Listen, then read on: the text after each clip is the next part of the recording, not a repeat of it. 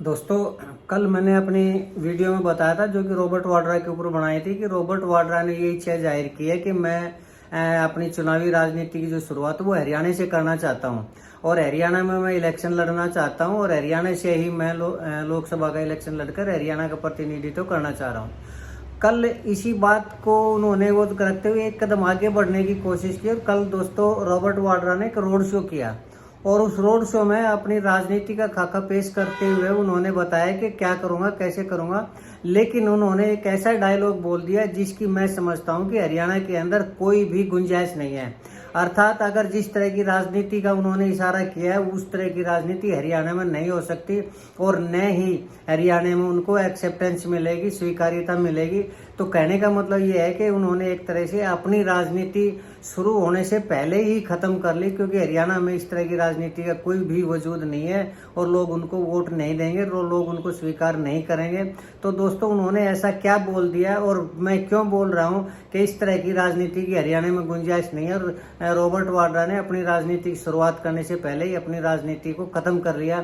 ऐसा क्या मामला है दोस्तों, मैं आपको सारा सब कुछ बताऊंगा। बस आप बने रहिए मेरे साथ। मैं अभी गया और अभी आया, तब तक आपसे निवेदन है कि आप मेरे इस चैनल को सब्सक्राइब जरूर करें। अभी आया दोस्तों, मैं 5 सेकंड में।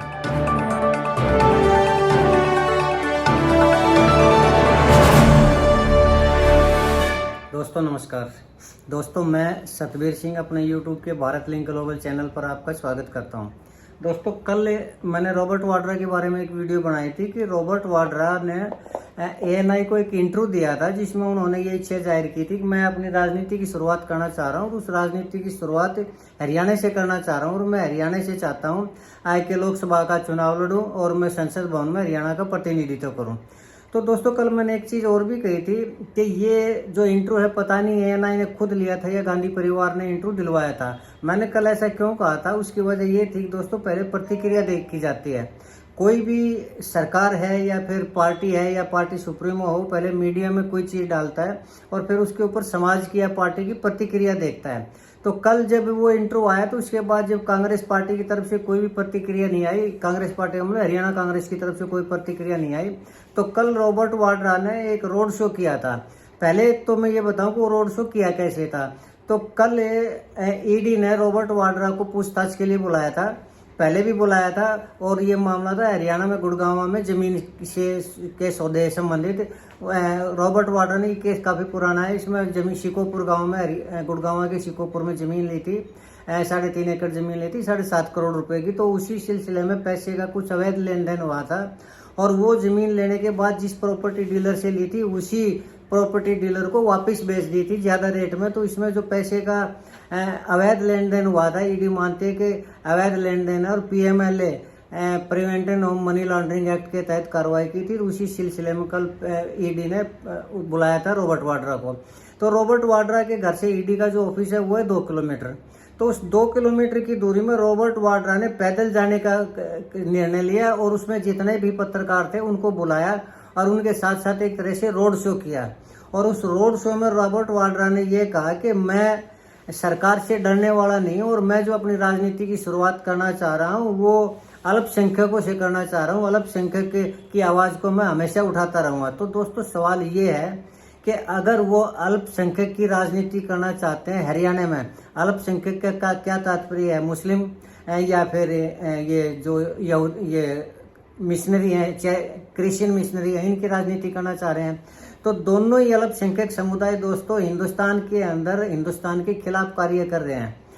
वो अगर हम बात करें क्रिश्चियन मिशनरी की तो वो धर्म परिवर्तन करवा रहे हैं और लोगों को जो ईसाई बनाने लग रहे हैं, क्रिश्चियन लालच दे के न या डरा धमका के न, और हिंदुओं का धर्म परिवर्तन कर रहे हैं। और दूसरे अल्पसंख्यक जो मुख्य अल्पसंख्यक है जिनको शांति प्रिय समुदाय बोलते हैं, वो है वो लव जिहाद का वो करने लग रहे हैं या फिर हिंदुओं का धर्म परिवर्तन करवाने लग रहे हैं या फिर लड़कियों को बेला फुसला के न उनके साथ मैरिज करके कन्वर्ट कर रहे हैं धर्म के अंदर, या फिर तन को सिर से जुदा करने का नारा लगाते हैं। यानी कहने का मतलब ये है कि कल रॉबर्ट वाड्रा ने ये कहा कि वो उन लोगों की राजनीति करना चाह रहे हैं।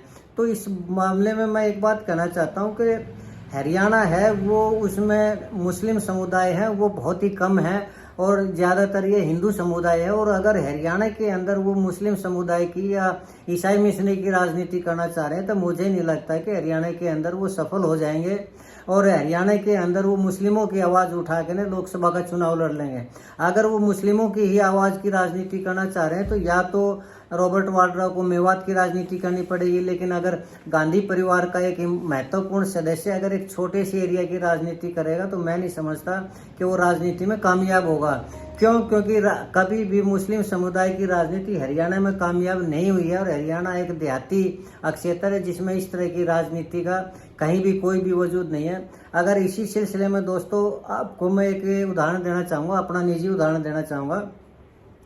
एक बार दोस्तों मैं कुआलालंपुर में था, मलेशिया की राजधानी, काफ़ी बार गया हूँ, काफ़ी देशों में गया हूँ। तो वहाँ पर मैं अपने किसी मित्रों के पास बैठा हुआ था, तो एक जो पंजाब से गया हुआ, मतलब एक तरह से भागा हुआ लड़का था। तो मुझे पता नहीं था कि ये पंजाब से भाग के आया हुआ था। तो वो पहले तो उसने बताया नहीं, मैंने कई बार उससे पूछा था जब भी मुलाकात करते हुए, तुम भाग के क्यों आए, क्या वजह है।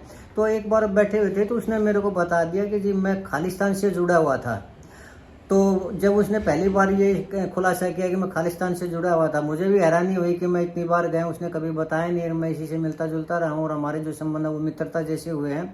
तो फिर मैंने उससे पूछा कि तुम खालिस्तान से क्यों जुड़े हुए थे और फिर भाग के क्यों आए। बोला हमारी जो खालिस्तान की मांग थी वो सरकार ने पूरी नहीं की और जो ये जो भिंडरावाले के ऊपर कार्रवाई थी ऑपरेशन ब्लू स्टार, उसके बाद हमें लगा कि खालिस्तान की राजनीति हरियाणा के वहाँ हिंदुस्तान के अंदर नहीं चलेगी, तो मुझे भाग के मलेशिया। तो मैंने उससे पूछा दोस्तों कि आप को क्यों लग रहा था कि खालिस्तान हिंदुस्तान के अंदर बन जाएगा। तो उसने कहा कि हम सिर्फ पंजाब तक ही नहीं चाह रहे थे, हमारे उस मैप के अंदर हरियाणा भी शामिल था और हम वो खालिस्तान है ना वो हरियाणा को भी उसके अंदर लेना चाह रहे थे और खालिस्तान के अंदर हरियाणा को भी शामिल करना चाह रहे थे, जबकि मैं खुद भी हरियाणा का रहने वाला हूँ। तो दोस्तों ये जो राष्ट्रभक्ति के लिए है ये थोड़ा मेरे अंदर भी भरी हुई है। तो मैंने उसको कहा कि आपने कैसे सोच लिया कि हरियाणा के अंदर आप खालिस्तान बना दोगे। तो उसने कहा हमने तो बनाना ही बनाना था। तो मेरे मुंह से एकदम ये निकल गया कि आपने गंडासी देखी है। तो उसने कहा हाँ देखी है। बोला नहीं देखी। मैंने कहा कि नहीं देखी तो मैं बता देता हूँ।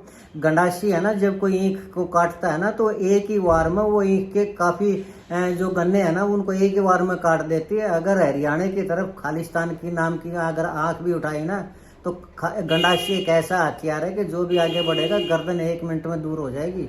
तो दोस्तों ये एक ऐसा वो था कि जब मैं खालिस्तान उसको सहन नहीं कर पाया और रॉबर्ट वाड्रा ये कह रहा है कि मैं हरियाणा में आकर ना अल्पसंख्यकों की राजनीति करना चाह रहा हूँ अर्थात मुस्लिम समुदाय की राजनीति करना चाह रहा हूँ। तो आप ये बताइए कि मेरा जैसे पढ़ा लिखा आदमी जब इस चीज़ को स्वीकार नहीं कर पाया तो हरियाणा का जो देहात है वो ये कैसे स्वीकार कर लेगा कि गांधी परिवार का एक आदमी जो हरियाणा में आकर ना मुस्लिम की या ईसाई मिशनरी की राजनीति करेगा और धर्म परिवर्तन करवाएगा या उनकी आवाज़ को उठाएगा। ये तो संभव ही नहीं है। तो इस मामले में मैं यही कहना चाहूँगा कि या तो रॉबर्ट वाड्रा को ओवर कॉन्फिडेंस है कि वो हरियाणा में आकर सफल हो जाएंगे या फिर उन्होंने ये एक बार प्रतिक्रिया देखनी चाहिए होगी कि मैं जो मुस्लिम समुदाय की राजनीति करना चाह रहा हूँ, अल्पसंख्यकों की जो राजनीति करना चाह रहा हूँ वो हरियाणा में कामयाब होगी या नहीं होगी, या फिर उसने जानबूझ के ऐसा बोला है। तो इसमें कुल मिलाकर मैं यही कहूँगा कि अल्पसंख्यक समुदाय की राजनीति अगर गांधी परिवार का कोई भी आदमी करता है तो वो हरियाणा में कामयाब नहीं होगा। हरियाणा क्या हिंदुस्तान में मैं समझता हूँ कि जब से अल्पसंख्यक समुदाय की राजनीति 2004 से लेकर 2014 तक जो तुष्टीकरण की राजनीति सेंट्रल गवर्नमेंट ने की, कांग्रेस सरकार ने की,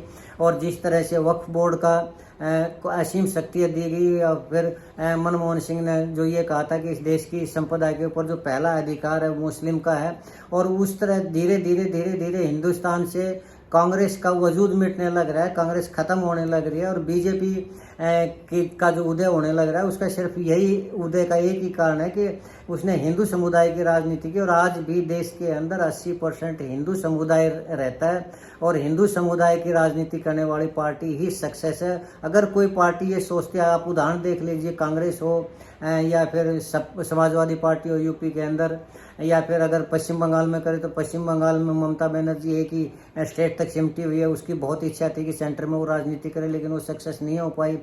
या फिर और जो दूसरी कांग्रेस का भी अगर जो ग्राफ नीचे गया है तो वो सिर्फ इसलिए गया है कि उसने कांग्रेस मुस्लिम तुष्टीकरण की राजनीति की है, और मुस्लिम तुष्टीकरण की राजनीति अब इस समय में मुझे नहीं लगता कि इस देश के अंदर कामयाब होगी। तो रॉबर्ट वाड्रा का ये सपना कि वो कांग्रेस की राजनीति करेगा और हरियाणा से अपनी राजनीतिक पारी की शुरुआत करेगा और वो चुनाव लड़ना चाहेगा। और फिर ये कहना कि मैं अल्पसंख्यक समुदाय की आवाज़ बन के उभरूंगा और अल्पसंख्यक समुदाय की आवाज़ को उठाऊंगा हरियाणा में, मुझे लगता है कि ये एक ऐसा पेच है जो रॉबर्ट वाड्रा ने जो एक ऐसा डायलॉग बोल दिया है कि हरियाणा में उसकी एक्सेप्टेंस यानी स्वीकारता नहीं हो सकती दोस्तों। और उसने मेरा अपना ये विचार है कि रॉबर्ट वाड्रा ने अपनी जो राजनीति है वो शुरू करने से पहले ही ख़त्म कर ली। हो सकता है इस मामले में मैं गलत हूँ, तो मैं आपसे चाहता हूँ कि आपको अगर लगता है कि मेरी सोच सही है तो आप कमेंट करके बताएं, मेरे वीडियो को लाइक करें, शेयर करें। और अगर आपको लगता है कि मेरी सोच सही नहीं है तो भी मैं आपसे निवेदन करना चाहूँगा कि आप कमेंट ज़रूर करें ताकि मैं अपने आप को करेक्ट कर सकूँ। इसके साथ ही आपने मेरा ये वीडियो देखा, इसके लिए मैं आपका बहुत बहुत शुक्रिया अदा करता हूँ और एक बार फिर से आपका धन्यवाद करता हूँ। और एक बार चलते चलते निवेदन करना चाहूँगा कि आप मेरे इस वीडियो को और मेरे इस चैनल को सब्सक्राइब जरूर करें दोस्तों, ताकि इसी तरह की वीडियोस मैं आपके सामने लाता रहूँ। इसके साथ एक बार फिर से धन्यवाद, नमस्कार, जय हिंद, जय भारत।